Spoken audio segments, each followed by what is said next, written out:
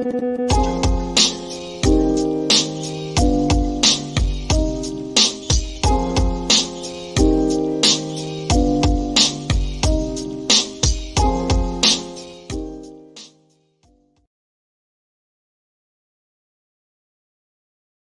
final aim of the JATO test was to have the airplane, the air coupe, fly without a propeller.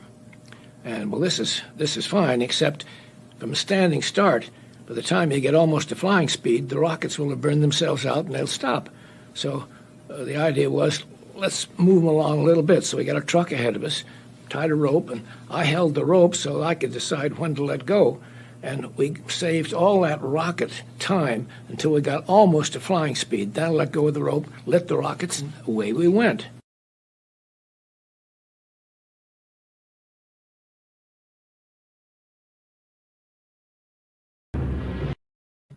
Wow. That's kind of an economical way to do it, though. I mean, why waste the rocket fuel until it's nearly to speed, right? Well, yeah, that's a little inside the game in terms of how we got there. But yeah, they put them underneath the wings, and on that one they might have been on the tail. I don't know, but it was all about shortening the runway so they could take off from aircraft carriers and retaliate against the Japs. Amazing. Now, did any of them get used in World War II? Oh yeah, they get used in World War II. Absolutely. That's why the money. We'll get into it, but that's why the Navy orders 400,000 of them or something, because and that makes Parsons a very wealthy man very quickly. Well, that definitely helps. And speaking of wealth, Mark, we got a sponsor, man. I didn't know anything about this, Hunley. You're going to have to educate me. Hunley beats the bushes out there, folks. I'm not involved in this, but I am. I'm watching this for the first time with you people at home. There you go. I made an ad just for everybody. Hunley's working all week long in his wood shop class, making a product. Yep. This video is being sponsored by HelloFresh. You've probably heard of them as they are America's #1 meal kit. They offer over 50 weekly options, giving an amazing amount of variety of recipes so you'll never get bored. They even have veggie, pescatarian, and fit and wholesome meals to make it easy to stick to your goals. With HelloFresh, step-by-step recipes are super easy to follow, and pre-portioned ingredients help cut out the prep time. It's also up to 72% cheaper than dining at a restaurant, according to Zagat. To try HelloFresh, just click the link below and you'll get 17 free meals across 7 boxes, plus 3 surprise gifts. Thank you very much, and thanks to HelloFresh for sponsoring this video. See there, Mark? What happened? What? Who was a pescatarian? Somebody was a pescatarian in that ad. Anybody can be a pescatarian, buddy. What's that's a division of like a Lutheran or something? And no, it's a fish eater. Oh, I thought it was a Christian division or something. No. Go back to your book. Go back to your book. I'm sorry. I was taking the time to brush up on Parsons, but that looks good. That looked pretty delicious, Eric. I think so. I would buy that. I would save 72% on restaurant because you don't go out. Is that what you're saying? Well, you don't go out. The ingredients are there. So, I mean, when you figure the restaurant, the tax, the tip, and going out, right, it's quite a bit. Yeah, I agree. I mean, they ship that right to your door, right? Yep. Okay, and then you make the stuff yourself. Right, but it's pre-portioned. So you get it like twice a week or 3 times a week, like up to 6 times a week. Okay. Apparently, to hell with you if you want 7 days a week. No more than 6. What are you saying? It's only 5 days a week? 6. Oh, 6. Yes. 7th day the company rests. Apparently. Yeah. Okay. What's it called? What's the name of the company?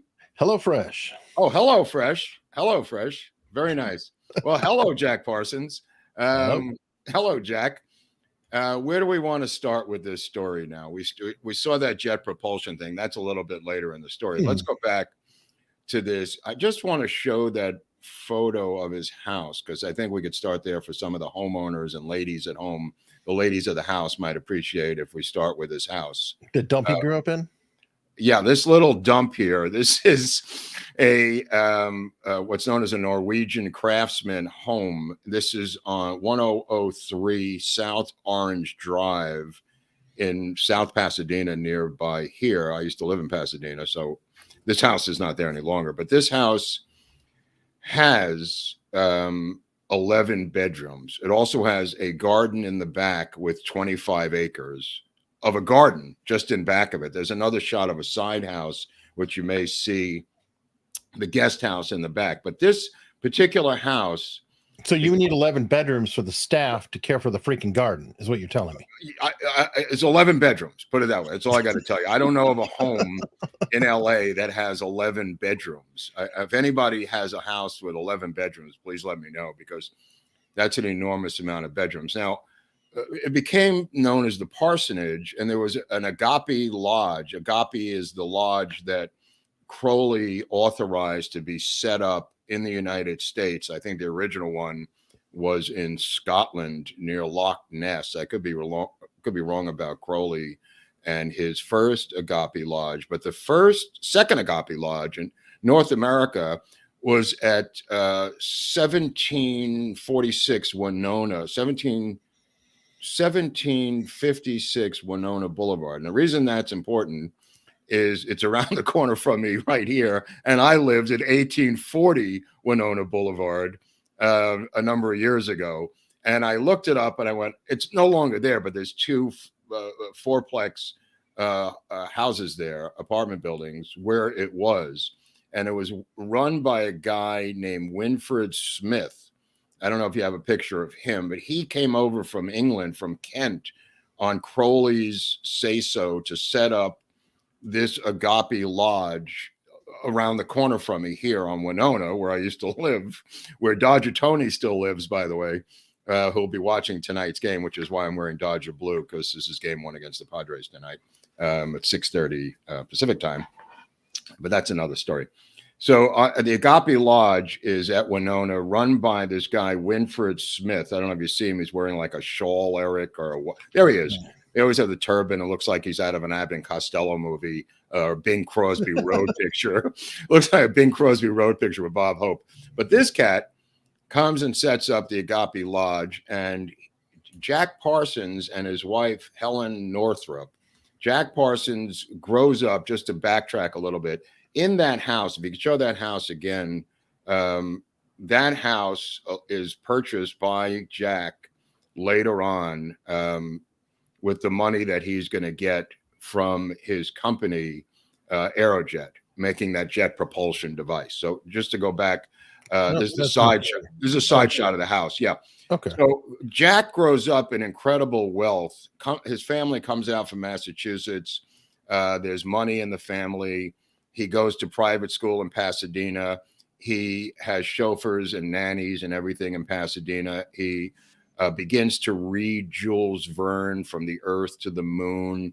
He hooks up with a kid at school who is a lot bigger than him, named Ed Foreman, who becomes his best friend. And the two kids begin to play with rockets, and they begin to shoot rockets in the backyard as kids. I have a later shot of Ed Foreman, or do you not want it now? Not yet. Yeah, we'll get to that later when we get to the Suicide Squad. We'll get to the Suicide Squad. But just there's no photos at this point in the story because he's a kid. But the reality of it is that Jack Parsons begins to read Jules Verne. And the reason this is important, and it's hard to understand today, rockets were as crazy as UFOs are today. If you believed in rockets, and this is hard to understand because rockets are so post-World War II and the race for the moon, rockets become part of everyone's life.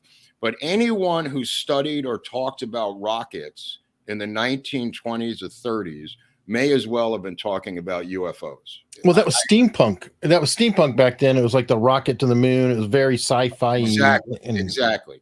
So this rocket stuff, anybody talking about leaving the Earth with a rocket. Now, let me back up a little further, even further, to 1815, when every country in Europe had rocket brigades and actually used it for military purposes. Every single army in Europe in the early 1800s had rocket brigades within their military, and they fired thousands and thousands of rockets at each other to cause fires and disaster or whatever they wanted to do.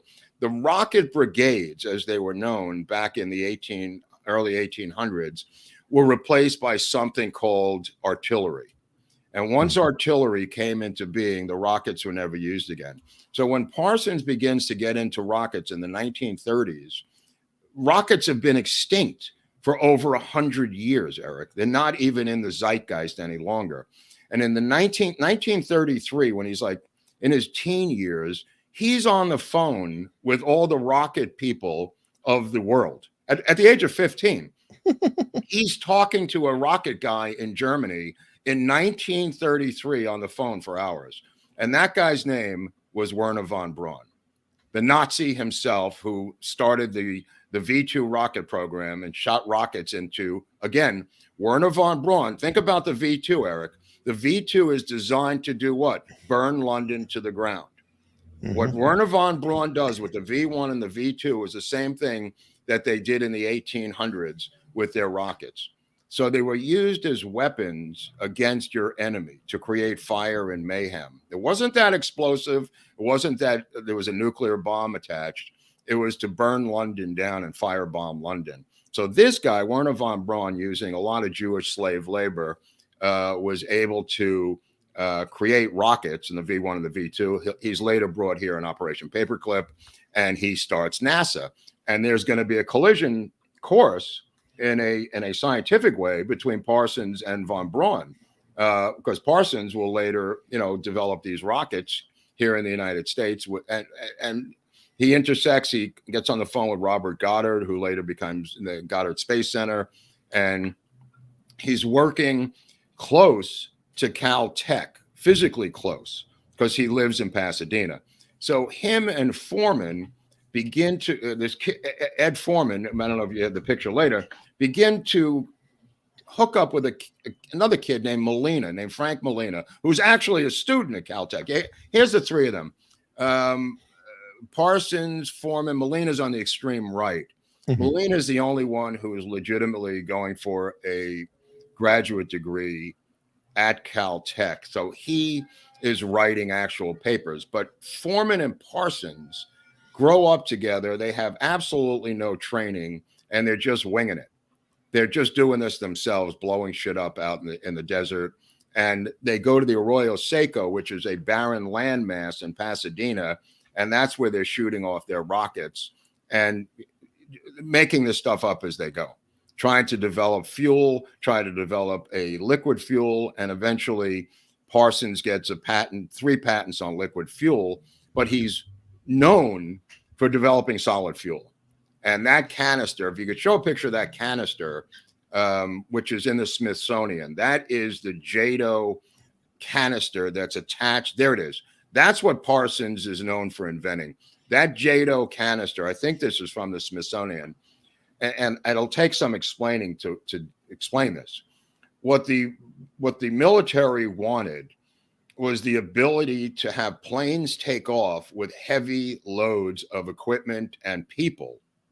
And they needed a jet propulsion device so they could take off on board a ship or a short runway, Eric, right? So this device invented by Parsons allowed them to attach this to planes and have them take off like a jet. They're not jets yet. Jets are not invented yet. But this jet propulsion device, which then becomes JPL, Jet Propulsion Laboratory, or as people called it, Jack Parsons Labs, as a homonym, sure, was created by Parsons, and the Navy, for their planes, because they were taking off from aircraft carriers, ordered tons of these from Parsons, tons of them. And his partners, the Suicide Squad, these 3 guys. These 3 guys are kicked out of Caltech, physically kicked out. They're still linked to it intellectually, because they're blowing shit up in the lab, and it's getting too dangerous at Caltech. So they go out here. Here's a great photo of them with a couple other guys with the sandbags and the bunker and everything else. They have one old guy named Von Karman who fled the Nazis. Von Karman is an older Jewish guy who's their professor at Caltech, who's their sponsor, kind of. Yeah, there he is. Von Karman invented the wind machine and the studies of helicopters. He was a genius himself who fled the Nazis and came to the United States before the Nazis got to him. So, I mean, that was a good haul from Caltech. But that being said, he begins to, at night, get involved with this Agape Lodge. That's why I wanted you to see Winfred Smith, because he's brought there by somebody, we don't know who, a fellow scientist, brings Parsons to the Agape Lodge over here by me on Winona, where I used to live with Dodger Tony and his cats. I think Dodger Tony's down to one cat at this point. It's a sad story, but that's his fate. Okay. I know he had a lot of cats, but he's only got one now. So anyway, so he goes there, and what happens is he gets so much money, Parsons, that he gets that house that we showed, and he moves the Agape Lodge into that house. That house becomes the new Agape Lodge, and he begins writing letters to Crowley in England. And Crowley becomes his father figure. He calls him my father, and he says, your beloved son. He begins to write him letters, and this guy, Winfred Smith, comes over. There's Crowley later in life, I believe. I mean, he 34. He was doing about 11 grains of heroin a day at that point, injecting it into the crook of his arm. Nonstop heroin addict to the day he died. Yeah, when you do heroin, you tend to put this outfit on. That's the heroin outfit that you get with each bag of heroin. So the Beast, as he's known, 666, I think his birthday's in a couple of days, actually. He becomes, he's the head of the thelemic religion. The thelemic religion, not that we have time to get into Crowley because he's not an American. I don't give a shit. But I don't care about these Brits. I'm just saying it's a bridge to tell the story about Parsons. That's a great photo of him. So his mother called him the Beast because he walked in and he was raping the family housekeeper, also another rich kid. Dropped out of school, bisexual, drug abuser, all around great guy.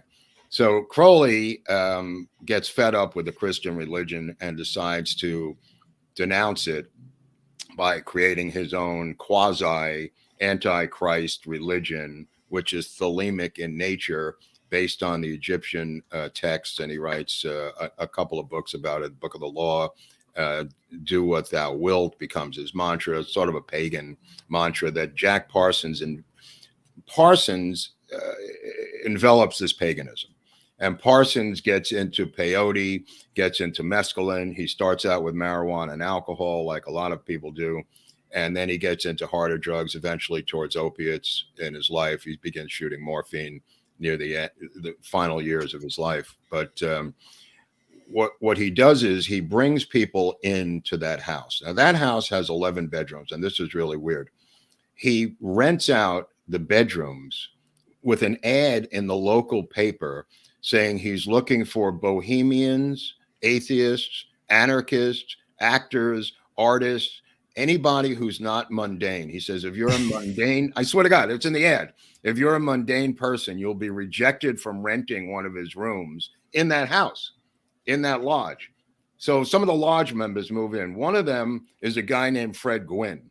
Now, I don't know if you people remember Fred Gwynn, but he becomes an adherent to, there's Fred. He moves in there, and he was hooked up with, he switched religions.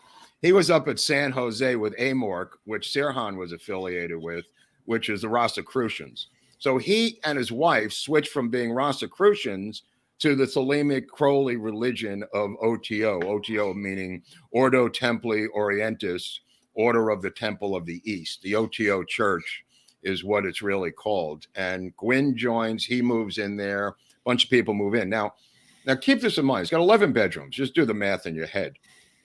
In 1940, he charges $100 a month for each room. That's good money. That's $1,800 a month. $1,800 a month to rent a room in this guy's house times, well, he's got one bedroom. So let's say there's 8 or 9 left. I mean, he doesn't even need the money. He's donating the money to Crowley in England and to the church from his salary. But he owns that house, which is, okay, the house is on South Orange Drive in Pasadena, which is called Millionaires Row, right? Okay, it's a Norwegian craftsman. It's an unbelievable house. And they've got, they're raising and slaughtering their own cattle in the back of the house. Now, this is the wealthiest, this is like the Beverly Hills of, like Bel Air in terms of that section of Pasadena. they're having rituals at night. You say, well, what kind of rituals can they have? Well, they've got pregnant women naked jumping through hoops of fire. He greets people at the door, Parsons, with a boa constrictor on his neck. He's got a mannequin on his porch in a tuxedo with a bucket for the U.S. mail. The mail guy delivers, tossing the mail into the bucket with his mannequin sitting there.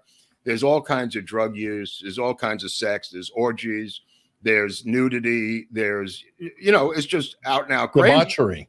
I would say debauchery, but it's 1938. I mean, this is a man ahead of his time. Oh, no, but it's more than being ahead of his time. The police show up. One 16-year-old boy runs out naked. What is he doing there? There's debauchery. Let me put it that way. And these people are living in there, practicing a religion that wants to have pagan rituals.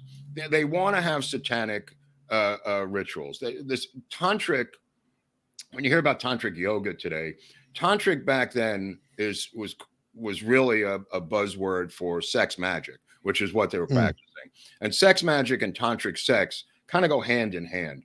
It's about building up. This is just a layman's lame explanation of a complicated thing, but it's like building up sexually, but never fulfilling your sexual climax in having sex acts. And that supposedly builds up a lot of energy. And that leads to magic, and that leads to a lot of other things, the opening up of time-space continuums, chakras, possibly. In my life, I've built up to frustration and aggravation. Right. And you may kill a man, who knows?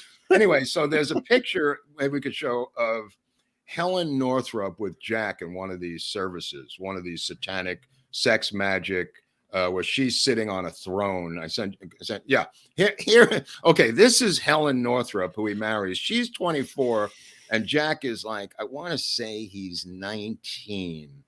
I don't know what year this is, but she was about 5 years older than him. She comes from some money. She's supporting his rocket science during the day, and at night they have these satanic rituals in the parsonage or the Agape Lodge in Pasadena. He's got an entire space in there that's huge, where they all meet and have these satanic rites and sex magic every night. Okay, so that's going on, and there's a whole Gnostic ritual involved with this, with a choir and everything. And she stays with him, but at one point, his wife goes on vacation somewhere, and Jack Parsons, takes up with her 17-year-old sister, Sarah, a.k.a. Betty Northrup. If you have a picture of her, so the women at home could follow this. There's a lot of women involved in this story, so I want to be careful as to who's who. Sarah Northrup is 17. That's her younger sister. Yeah. Jack takes up with her younger sister and has a sex relationship with her. So it's not only borderline incest, it's not only adultery, right? It's also statutory rape on terms of everything else. He's intentionally laughing about all this stuff. He's intentionally doing this. The wife comes back and he says, I am with your sister now. And she says, oh, well, because they have a polymorphous agreement of all the church members that they're all doing this anyway. So Helen, the wife, hooks up with Winfred Smith, the head of OTO, that guy with the turban. She goes off with him and, in fact, stays with him the rest of her life and marries him and has a child with him, with Winfred Smith from England. And Jack, that's another shot of Betty. Yeah. Betty, a.k.a. Sarah. I just liked her look. I'm sorry. Yeah. Okay. She was totally insane. Bipolar, borderline personality disorder, and a sex addict. Let me just put it bluntly. Okay. A guy shows up out of nowhere and rents a room. That guy who rents a room, this is 1945, after the war. Everybody starts coming back from the war. This guy rents a room, and his name is L. Ron Hubbard. And maybe there's a picture of Hubbard that we could show to remind people. Yeah, it's in the. That's just to get an earlier picture of Hubbard. Here's showing the size of his magic wand and discussing some of the future Dianetics things. Okay, so Hubbard moves into the house and he bonds with Jack Parsons. They become best friends. They like blood brothers. They go out in the desert together. They conjure up magic. They're doing satanic rituals. There's orbs flying around the house, screaming mimes. All kinds of ghosts are now coming into the house. Voices, noises, flying saucers. The whole house is going crazy over this stuff. They're seeing all this stuff within the house. It really is amazing because it's documented not just by Parsons and not just by Hubbard, but by Ed Foreman, who's a straight shooter, and then Molina, too, who's a straight shooter. So something's going on in the house. But what happens is Betty hooks up with Sarah Northrop, a.k.a. Betty, is taken as a sex partner by L. Ron Hubbard. Well, we're going to get to this in a second. Yeah, we're going to get to this in a second, what happens with the two of them. Okay. So this is really complicated. So hang in here, folks. I know there's a lot of people involved, but it's a complicated story. So Betty starts having sex nonstop with L. Ron Hubbard in the parsonage in South Pasadena. So Jack says, well, I'm jealous, but, Hubbard's a great guy. I've written to Crowley in England about Hubbard. Crowley now knows about Hubbard. Crowley says, Hubbard seems to know about magic. He seems to know things. This is 1945 Hubbard. So what happens is Jack has to give up Betty, and now Helen, his wife, is gone. She's with Winfred Smith, so he doesn't have anybody. So Betty, Sarah Northrop, aka Betty, and Hubbard come to Parsons, and they say, we want to form a company called Alliance Corporation. They form a company called Allied or Alliance, and the idea is that Hubbard will go get these sailboats and yachts from the East Coast, navigate through the Panama Canal, and bring them to the West Coast and sell them. That's the scheme, right? So he asks Parsons to put in some money. Parsons puts in every cent he has. He gives them in cash. $400,000, right? So, okay, Betty and Hubbard take the $400K and split. They go to Miami. They buy 3 yachts, schooners, sailboats, yacht level schooners. And if you could show that photo, okay, here he is on board one of the schooners that he got. I think it was the Breeze 2 or something, and he's navigating it with her as his sidekick. This is in Miami, 1946, I think about January 1946. And he, back in Pasadena, Parsons gets wind of this. They're not coming back. He's taking this for a world cruise. That was the scheme, and they're going to live off the $400,000, the two of them. And Crowley writes to Parsons saying, you've been conned by a con man named Hubbard. And Parsons wakes up out of this fog and flies to Miami, or takes a train, I'm not sure how he got to Miami, and presses charges against Hubbard. But where's Hubbard? Hubbard's at sea with one of these schooners. So he performs, Parsons, a satanic magic ritual of Mars, the Lord of War.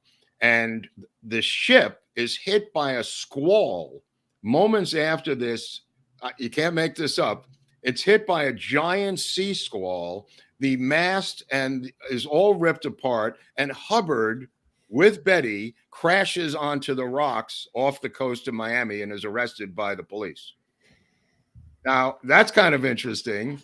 And he's brought into court where he's confronted that he's ripped off Parsons for all this money, right?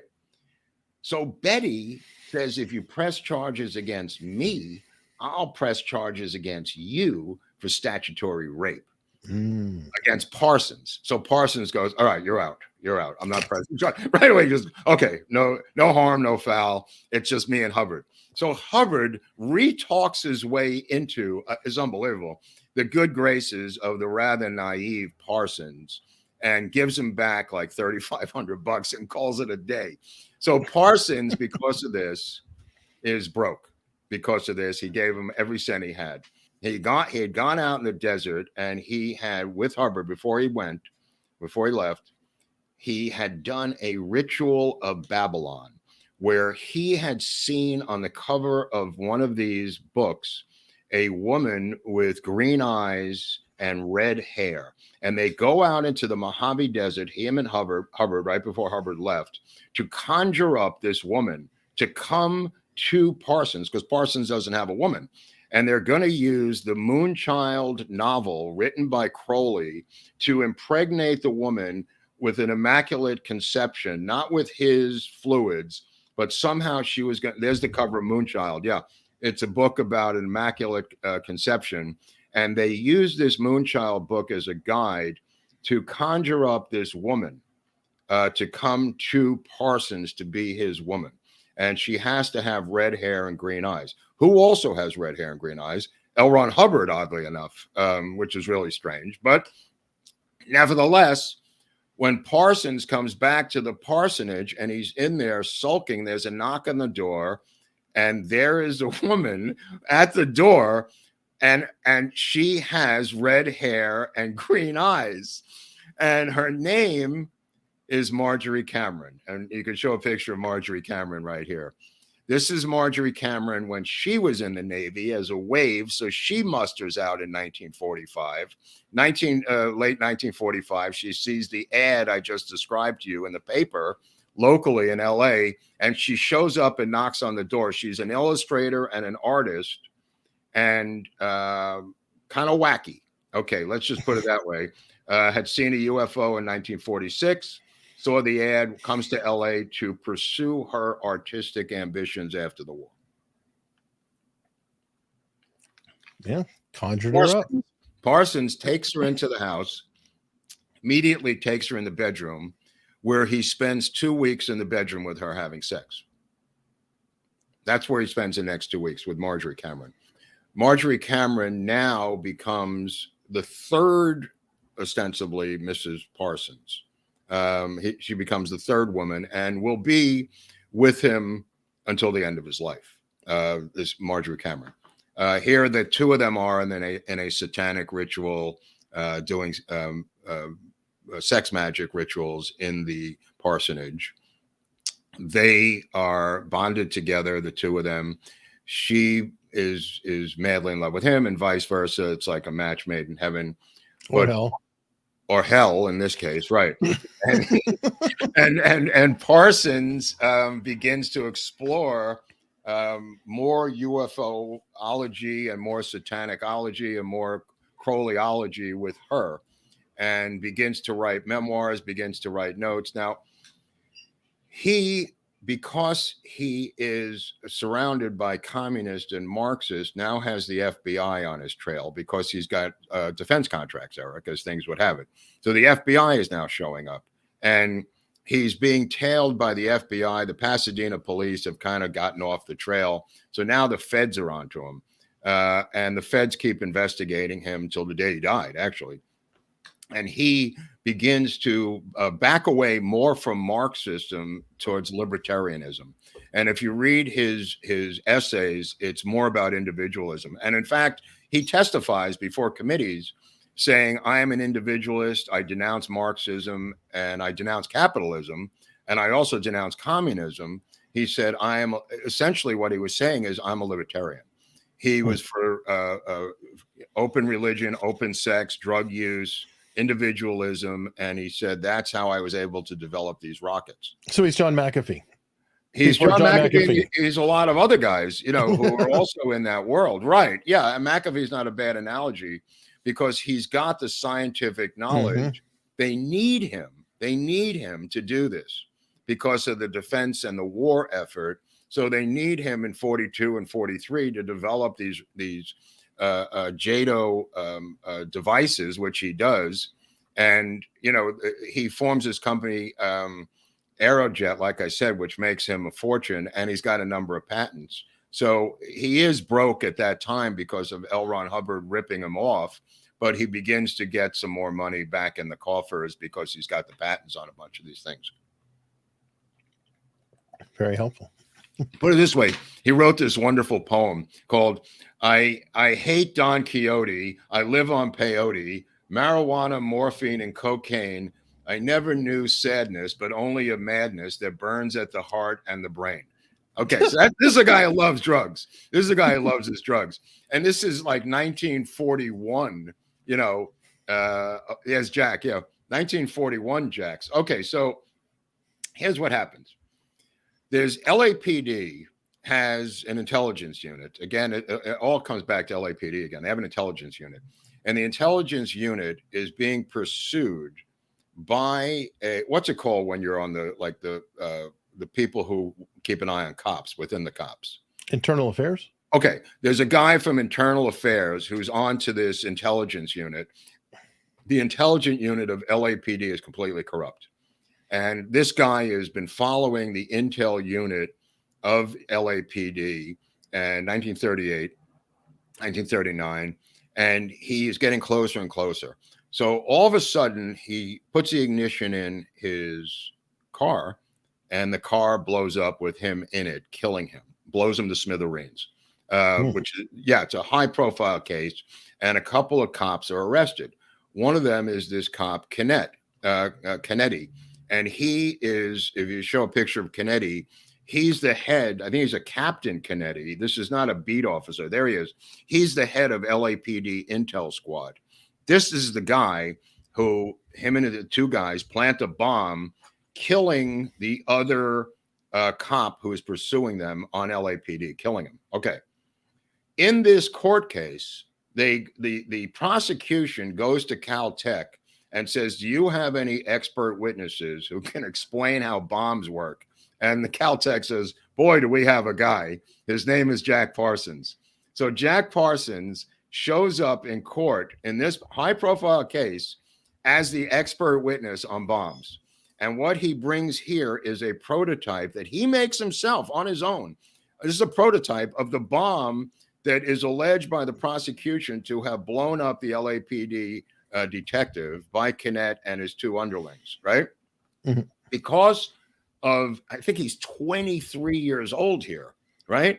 Because of this testimony by Jack Parsons, which is cited in the LA Times and all these other LA Examiner, he puts these three guys away in jail.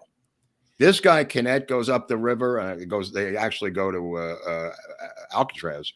And the other two cops go up the river. It's not the river here. I guess it's the ocean, as opposed to Sing Sing in New York. Yeah, they go up the ocean to Alcatraz. And so he does this as a expert witness, and he's so good at it that the jury just says, look, we don't have that much evidence because everything was blown to bits. But he takes that bomb device. He later goes out in the desert, and it was a real bomb. He blows it up in the desert. So he brought a real bomb into the courtroom, swearing, not like other prosecutors, that the gun's not loaded. He kept saying the bomb was not loaded, but it was loaded. And he blew it up out in where he went out in the desert to do those jet propulsion tests. Yeah, it looks like a pipe bomb for sure. The weapon that killed the guy was a pipe bomb. And this is going to become of interest because stuff is going to happen later on to him that may tie back into this particular case. In my humble opinion, these are some dots that I'll leave you to connect. I'm just here laying down a couple of dots that have never been resolved historically. I mean, keep in mind, nobody knows bombs better than Jack Parsons. He was kicked out of private school for blowing up the bathroom and the toilets with a bomb in private school. He was kicked out. And then he goes and works at the Hercules Powder Company, powder meaning gunpowder, where he's siphoning off and stealing, as a teenager, gunpowder from the place he's working, which is why he's working there. I mean, he loses so much money after the Hubbard thing that he actually ends up pumping gas in a gas station in Pasadena. And you could pull into a gas station in Pasadena, and there was Jack Parsons checking the oil on your car for a time period. That's how badly off he was in between giving money to Crowley in England, the OTO Lodge, and he was not good at managing money. Let me just put it that way. No. This was not This was not his forte. But what was his forte was science fiction magazines and science fiction. This is him with a bigger version of the canister. This is Arroyo Seco, where he would do his outdoor testing outside of Pasadena by the Devil's Gate Dam, which is still there over this bridge on Colorado, which is now closed. But the Devil's Gate Dam is where he did a lot of the testing over there. But he begins to put the wealth together and try to get stuff back together, but it never really happens. He hooks up with this Manana Society, a bunch of authors, and he's really into science fiction writers, and he begins to hang out with Bradbury a little bit. Bradbury was younger, but Robert Heinlein was a contemporary. Heinlein is an interesting guy because what my sources tell me is Robert Heinlein may have been a spook. He may have been infiltrated. He comes into the Agape Lodge, Heinlein, and he may have been an FBI informant. There's some, yeah, he at one point, Parsons goes to work for the Hughes Aircraft Company. I don't know if you know Howard Hughes. He had an aircraft company in Culver City. Heard the name somewhere. Yeah. So he takes home some of his own documents, which he wasn't supposed to do, Parsons. He takes home some of his own schematics, and the secretary rats him out to the FBI, who pick him up and arrest him with the FBI. And this is his documents, but he had no real legal right to take them. So the FBI, yeah, there's the FBI document. I'm trying to get the rest of it. Maybe we'll put the rest up on Locals. This is the front sheet of an interview by FBI of Parsons, explaining what I just said, how he took the documents. He admits it right away. I mean, he shows up, he confesses to doing it. He says they were mine, and he didn't mean to cause any trouble. But again, they need him, Eric. I mean, he's a brilliant scientist. You know what I mean? They're not going to put brilliant scientists in jail who are helping, with science. Yeah, that makes sense. I mean, if anything, it might be better because you can control them further. Right. So I think Heinlein may have been assigned to keep an eye on him. He never liked Heinlein science fiction. There's one point that Jack made that Heinlein science fiction was far too mechanical and soulless for him. It had no soul to it. It's interesting that he never got along with Heinlein, but Heinlein somehow comes into the parsonage and infiltrated behind enemy lines, so to speak. And Heinlein apparently didn't like him either. Now, is this Heinlein or? Yeah, I'm thinking that's about that. Okay, yeah. In time. Yeah. So, okay. So what happens is when they form this company, JPL, they vote to kick out Hubbard. They vote to kick out Parsons and Foreman because they come to work every day hungover from partying and doing their satanic rituals every night. Plus, Parsons has had sex with every girl at Caltech and every girl at Aerojet and every girl at Galsit 27, his other company. He has had sexual relations with every single one of them, somehow adding up to almost 50 girls who work there. It's crazy. It's absolutely crazy. So the other members of the board of his own company vote him out, and him and Foreman go, okay, we'll start our own thing. You know what I mean? And they get voted out. They're bought out for $11,000, by the way. 11,000 times 20, whatever that is, it would be $220,000, really. So it's not chump change. I mean, he's bought out. I think he has to split it with Foreman. I don't really know what they did together, but Molina and here's Molina, and Jack Parsons begin to write a movie script because you're in Hollywood. So they write a script about some utopian society with a guy named Theophile Belvedere is the name of Jack Parsons' character in the Molina Parsons movie script that they're writing in 1939.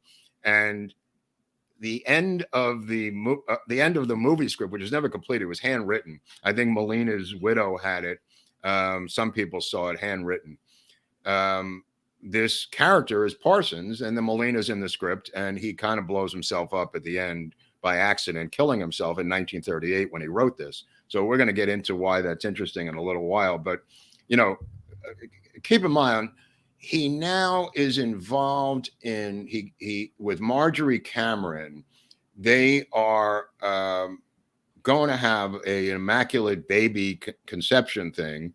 Okay, yeah, here's the two of them. That's a great photo. I mean, they look like movie stars. They act like movie stars. They live like movie stars. She's stunning. She looks like a movie star. And so does he. He's like Errol Flynn. He had such incredible sexuality and charm. Women just threw themselves at him. And the reverse for her. I mean, she has numerous affairs. She goes down to Mexico at one point, joins an artistic commune down there. She will later start a cult called the Children down in San Pedro, where I don't even know how to explain this. She brings in African-American men to have sex with white women to create a race of mulatto children to help civil rights. Yeah, a group called the Children. That's all I'll say about that. So Heinlein is spying on them, and you know, Hubbard's out of the picture. Betty is out of the picture. It's the two of them, and he gets a job doing explosives for the movie studios and doing gunshot wounds and putting together special effects for money. Because they need the money to survive on. So he begins actually working for the movie studios with explosions, and they contract with Parsons to come or go to a set and blow shit up in movies. Okay. All right. So a lot of times it was like late 40s science fiction movies, let's say, Eric. You know what I mean? That type of stuff, I guess. I mean, how many movies had explosions back in the 1940s? I don't know. But War movies. That's probably where he did the bulk of it. You're right. Right. Okay. So he gets a letter from a fledgling country that wants him to come there and build their rocket industry. Okay. He has his defense clearance revoked by the FBI. So he has no further defense clearance. So he can't do anything here. That's why he's doing the movie thing. And he gets a letter from a new country, to come over there and help them build their rocket industry. And that country is the nation of Israel. And he accepts the offer from this is, I don't know, 1946, 47 Israel. You know, I mean, they're not even independent yet, into 1948. And he's going to accept it and go to Israel. There's elements in the U.S. deep state and the U.S. Defense Department that apparently do not want Israel to have this rocket technology, Eric. And there's forces against him that are trying to prevent him. And it might be even the Nazis who show up. I don't know. It may even be Operation Paperclip people who are not happy. I don't know. There's a lot of elements going on here. I mean, the Von Braun thing, I mean, who knows? The 1949, the lodge ceases having meetings. So that religion is kind of dissipating now. You know what I mean? And he's trying to figure out a way to make money. So, okay, they're going to go to Mexico, the two of them, Cameron, Marjorie Cameron and him are going to go to Mexico for a month. And then they're going to go to Israel. So she goes down the road to pack up, you know, get some groceries and fill up the car with gas and everything. And she leaves him alone in the house. And apparently, again, this is where the mystery comes into play here. He's doing something with fulminate of mercury, which is what is claimed by the Pasadena police.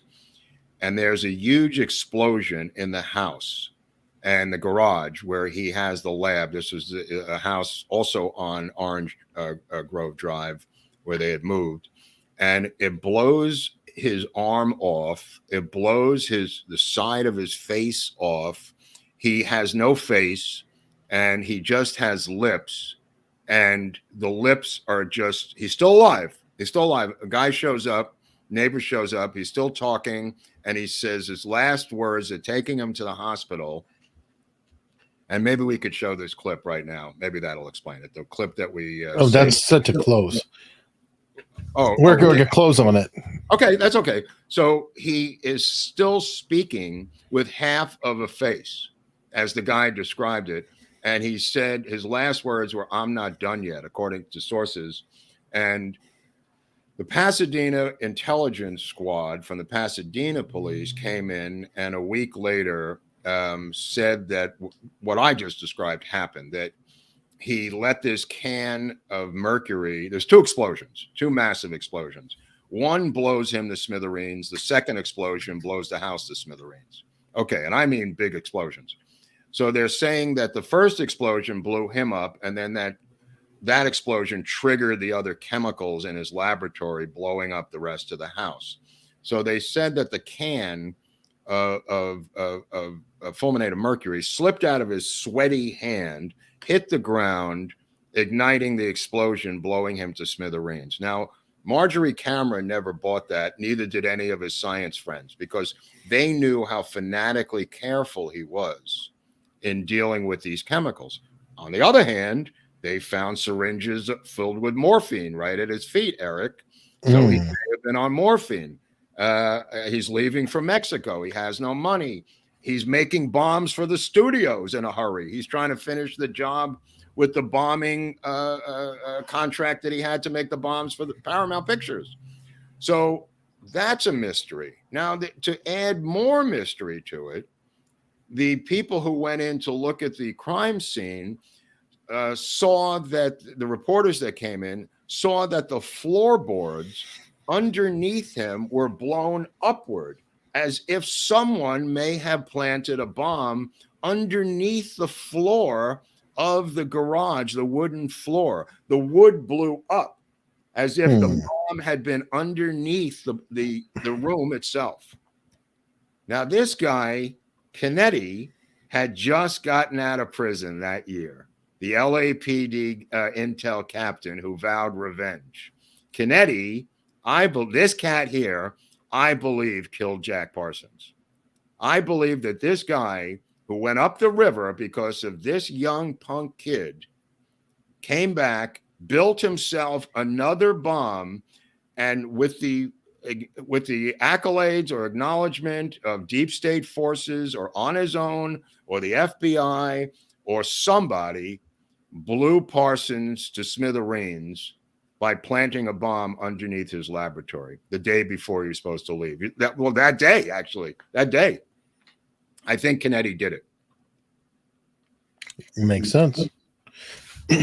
But like I said, there's other factors in the death of Marjorie Cameron. Cameron thought he was murdered the rest of her life. Now, Marjorie Cameron becomes a very, very interesting figure. This is her later on in a Kenneth Anger film. She becomes an artist of her own right, an underground artist here in Hollywood with paintings and artwork and being an actress, an underground actress star. Yeah, these underground films. She works in a film with Dennis Hopper called Night Tide, Dennis Hopper's first film, and she is completely avant-garde. There's a shot of her there in a film. She scatters his ashes in the Mojave Desert. She takes Parsons' ashes. She never remarries. She does have a lot of sex, a lot of different affairs. She lives on North Genesee Avenue in the mid-90s in Hollywood. I lived on Fuller around the corner, and a lot of people back then were reviving her career. So she was not unknown to people in Hollywood. In fact, she had a couple of gallery shows. This is one of her sketches. Yeah, one of her ink sketches. Brilliant. Looks like him. That is him. That is a portrait of Jack.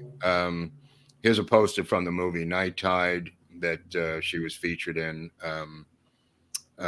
This is a book of her paintings and poetry that it came out a number of years ago, maybe 10 years ago or less, Cameron's Songs for the Witch Woman. So there's a lot of interest in her post Jack Parsons' death. She says that the 1952 sighting of the UFOs over Washington, D.C. were because of Jack's death. That she believes that the UFOs showed up because of his death that week, that the UFOs are seen over the Capitol building. Very famous UFO historical moment in UFO sightings. She had seen a UFO in 1946. So there's some link between aliens, the UFOs, her, Jack Parsons, and that whole world separate from that. But she, like I said, she is involved in a lot of different things artistically, going all the way to the mid 90s. And even today, there's a gallery show at MoCA 3 years ago with her work, all from the Jack Parsons era. Now, you can show a couple of shots of those rocket ships. I mean, there's one called the Navajo test, and I think there's one of a jet taking off. I don't know if there's some photos of some. Yeah, that's the JATO device. That's the device out in Lancaster. That would become Edwards Air Force Base a little bit later on. But that's the JATO device. There's also the Navajo rocket, which he helps to design. Yeah, there's the Navajo. This is a Navajo rocket launch. This is from Parsons' work. Parsons' work is cited for the three-ring. He goes the three-ring Apollo space rocket was his design. The three rings, he came up with that years and years and years earlier than anybody else. And even today, on the far side of the moon, is a crater named for Jack Parsons on the far side of the moon. And Caltech and JPL all acknowledge that despite his, Satanistic, ritualistic, OTO, agape lifestyle with Crowley, he was one of the leading rocket scientists in the history of the United States. And it's acknowledged by Von Braun. It's acknowledged by Goddard. It's acknowledged by all of the different rocket people that Parsons was the father of American rocketry. And in a way, it gives credence to libertarianism, because what he was able to do as an individual and individualistically could not have been done by Molina under the trappings of an institution or the trappings of the military. The closest thing I could think of is Oppenheimer under the tutelage of the Manhattan Project, how he's being watched over by the generals. And Oppenheimer is another free thinker, another libertarian who has brushes with Marxism and communism. Right, Eric? I mean, it's similar in a way to Oppenheimer. Or Hughes, maybe a little Hughes too. Even Hughes. I mean, they all have their eccentricities. I mean, Oppenheimer develops the A-bomb, and the idea that you could go to the moon, and they were told, him and Foreman were told repeatedly by the Caltech professors, if you want to get grants, do not talk about a rocket ship to the moon. That was considered the craziest idea in the United States in the 1930s. I know it's hard for us to understand that at this time, but at that time, it was considered the same as saying you believed in UFOs, which is crazy, which is really crazy. But, the Titan rocket, was named after Crowley, whose nickname was Titan, from the Greek, which added up numerology-wise to 666. That's where Titan. That's where. Why not? You have Nazis, so go for it. Oh yeah. You got Nazis. You got Greek numerology. You've got 666, the Beast. His mother, like I said, named him the Beast. I mean, Crowley dies in 1947, and from heroin, I believe. I mean, the heart gave out, but I mean, he was shooting dope the last day he died. But that being said, the afternoon that Parsons blows himself up and dies, his mother, Ruth, finds out about it from the LA Times, the LA Examiner. She guzzles an entire bottle of poison and commits suicide the day her son dies. That's a happy ending. No, it's a happy ending. I'm just, the father had gone off with prostitutes when they moved out to California, and she divorced him and raised Jack herself with her parents coming from Massachusetts, moving to California and becoming his parents. The mother really becomes like his sister, and he's raised by his grandparents, is why I was mentioning that. And the mother was in a kind of quasi-Freudian relationship with him, this Oedipus complex that Jack himself wrote about, the love of his mother, because she became like a sister figure, and then his grandparents were really his parents. Amazing. Now, you may have some video, I don't know, but that's the outro. Yep. You have the Cameron stuff. She later goes by the name Cameron by herself. She drops Marjorie, and like Madonna, she's the first one, the first artist that I can remember. Again, maybe Garbo did it, you know what I mean? But just goes by Cameron as an artist, and later becomes Cameron. I mean, as a separate underground artist. Maybe we could find a copy of the script for Night Tide. I'd like to get a copy of that script from Melina's family. I was talking to some friends about trying to get our hands on it. For locals, that'd be cool. Yeah, but I got to try to get the script first, the utopian script. I mean, it's out there. I know because it's written about in some recent books, so it is floating around Hollywood somewhere. It was on MGM letterhead, so MGM must have had it. Wow. Well, any questions about Parsons? I didn't want to get into the Thelemic religion with Crowley, simply because he's, as like I said, he's not American, but it's also there's so much American about Jack Parsons. There's so much good about him as an individualistic guy who, untrained, without degrees. I mean, he goes to Pasadena College, does not graduate, goes to USC, does not graduate, hangs around Caltech, does not graduate. All of this is self-taught, Eric. All of this is self-taught and off the radar, and it leads to the freedom of thought that he had to develop the rockets, but it also leads to his downfall. So it's a double-edged sword, and I think that might be in some of his the book that came out, which is super expensive, that he wrote, which is essays in there. Is that where the Titan came from for Crowley, or where did that one come from? The Titan rocket? No, that he had the nickname of Titan. Somebody's complaining that they studied Crowley for 40 years and never heard Titan. I'm sorry. I'm sorry. That's why I do the show. I'm sorry. Terribly upset. But take it to the bank, my friend. Okay. That's why I do this. That's why you're on the chat. But we definitely have some love here from some. Oh, Justin Moore's in the house. Yeah. Love is the law. That's right. Yeah. I mean, look. I mean, Crowley is not Jack Parsons. Jack Parsons is a much more important historical figure than Aleister Crowley by any stretch of the imagination. We could not have landed on the moon without Jack Parsons. We could have landed on the moon without Crowley. Let me just put it that way. Yeah, no, that's true. But Rolf Peterson Plasma Center was closed yesterday, so he's low on donations. That's funny. And this guy's got a memory that doesn't quit. And Peterson's going to be in charge of the American Untold Stories Museum once we close. He'll take a tour of the episodes with Rolf Peterson. And Texas Business Podcast. Thanks. Yeah, thank you. Thank you. Yeah, it's nice down there. All Jacks build up to a massive explosion. Justin Moore. Could be. Thank you, Justin. Yeah, I don't know. Sparty Matt likes your suit. Are you going to get one like that, Sparty, for the classroom? Blue for tonight. Yeah, that's for a post-episode pregame. Have to do some other shows.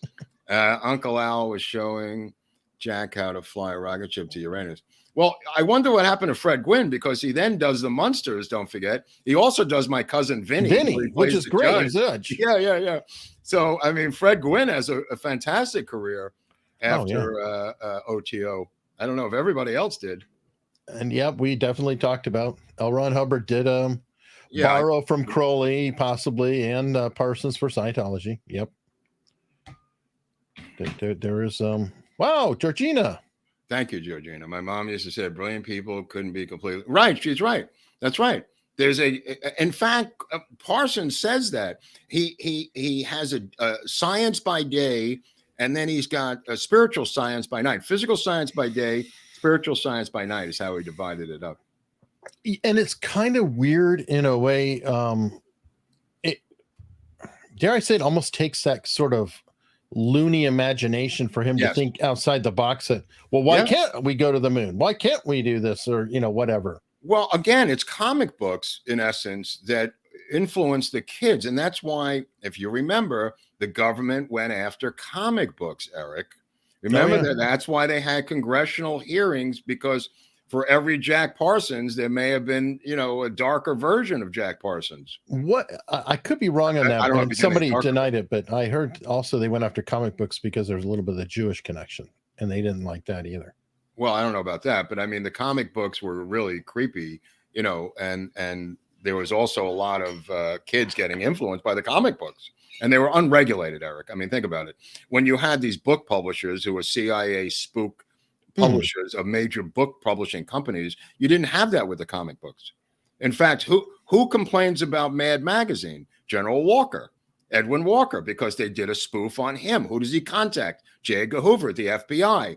He then goes after Gaines, and then they lead to congressional hearings about Mad Magazine. Yeah, it was like the Hays Code, but later.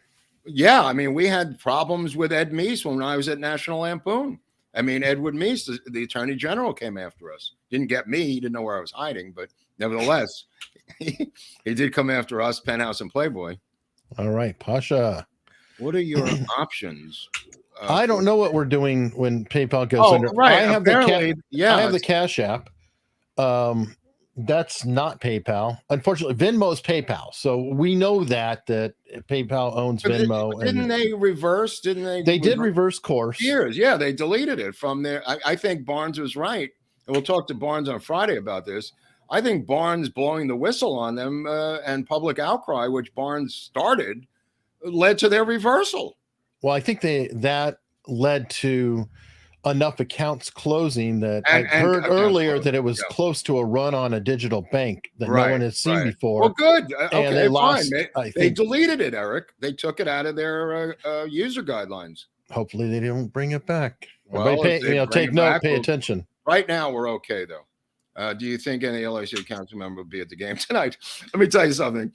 Biden came out. This is breaking news tonight. Biden came out calling for all three of them to resign. And I'm going to tell you, I'm going to talk to Barnes on Friday about this. So I don't want to give it away because it's free form Friday on Friday this coming.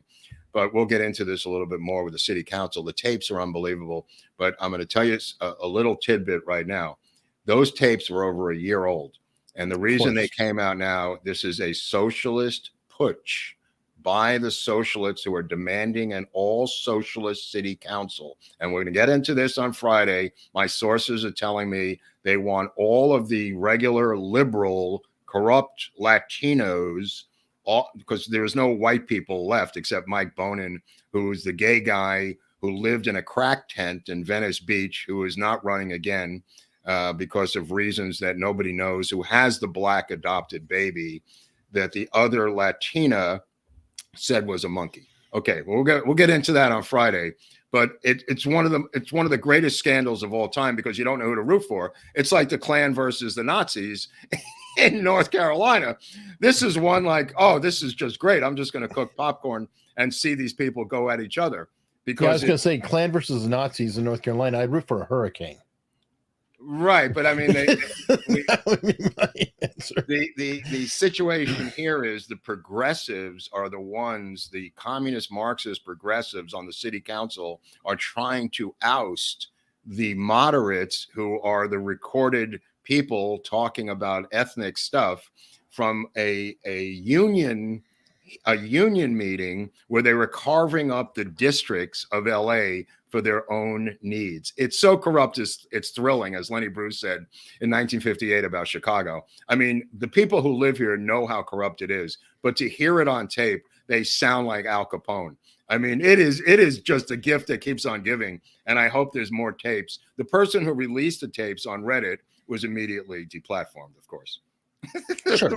Right. And they're calling for the arrest of whoever tape recorded it because it's a two-way state, Eric. You have to agree. Right. So the LA Times is stuck between a real moral dilemma.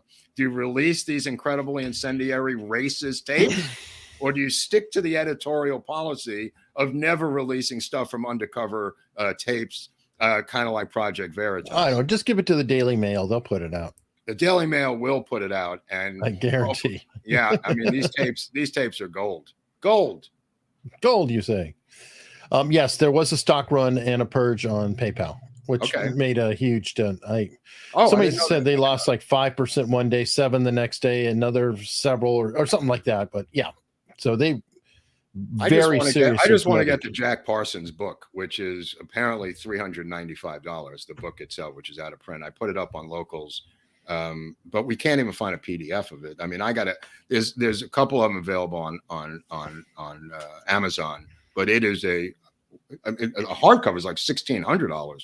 There's one paperback for $398. So anybody wants to contribute to that on PayPal while we still have PayPal is more than welcome.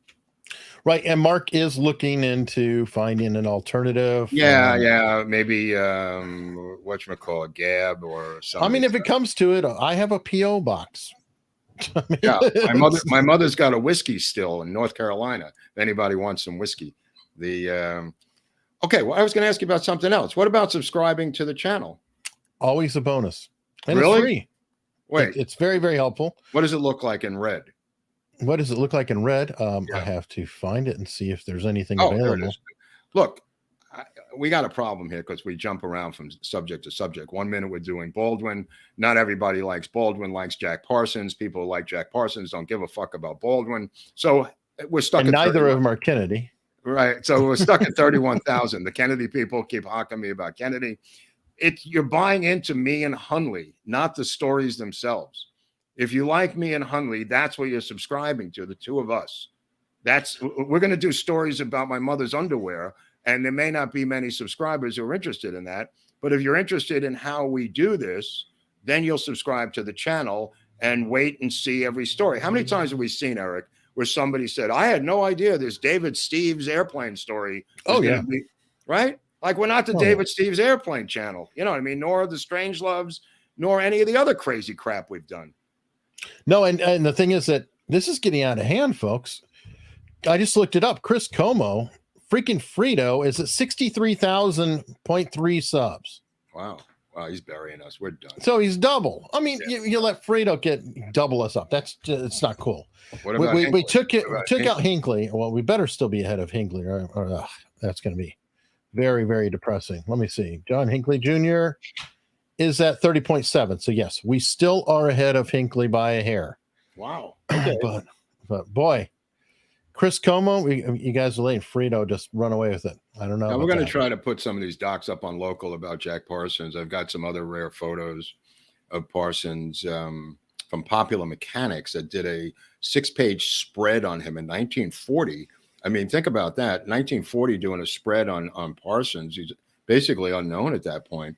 Working on the devices that he would get patents on. Some people think they had 7 patents. They've only been able to find really 3 for liquid fuel, but he made his bones with solid fuel. I don't know why these patents don't exist. I'm not sure. And then we don't know about the murder of Parsons. So maybe I'm going to try to put some more stuff up about Kinnett, the corrupt cop who may or may not have killed him. It's a real mystery. It really is. It's never been resolved as to how he died. I just remember the famous last 3 words. I wasn't done. Either I wasn't done or I wasn't done yet. Seems to be maybe 4 words before his. Or he was undone. I don't know. I mean, I wish he could have said something as to who did it, but I guess that wasn't part of his last words. Oh, that's a good question from the chat. Busha. When are we going to interview Cyril Wecht?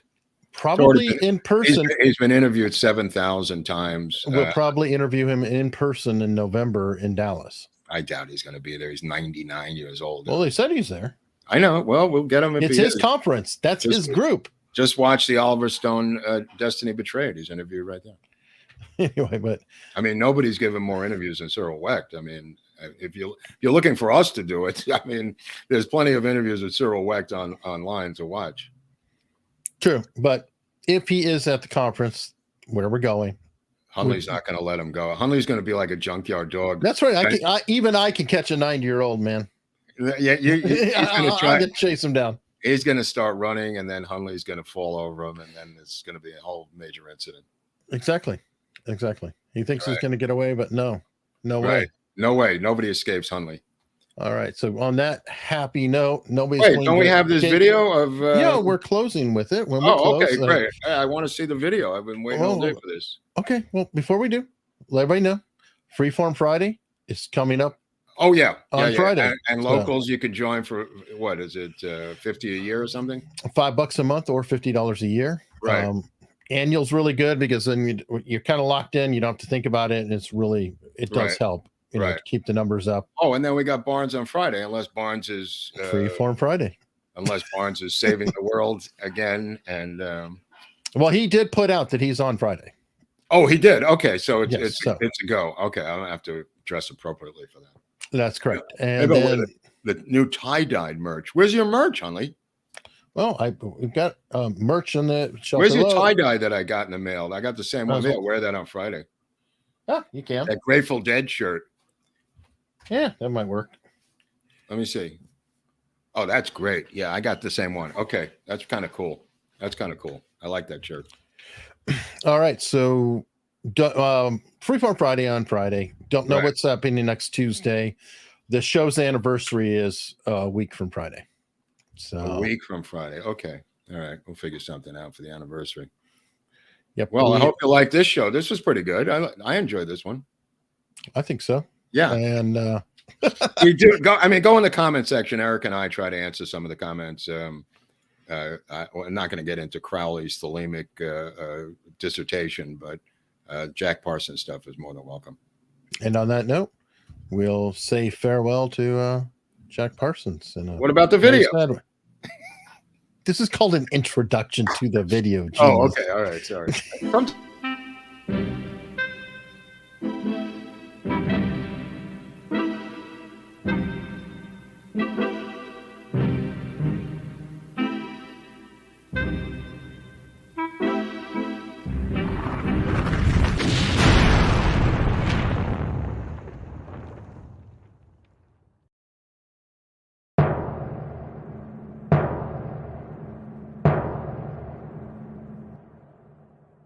Jack was half lying under a heavy cast iron wash tub. The side of his face was blown off. I remember his arm either dangling or that was blown off, and there was a lot of blood. And Jack was dead. He was dead. His eye, I had only one eye, and I saw his eye was open, but you could see all his teeth, his jaws, the flesh.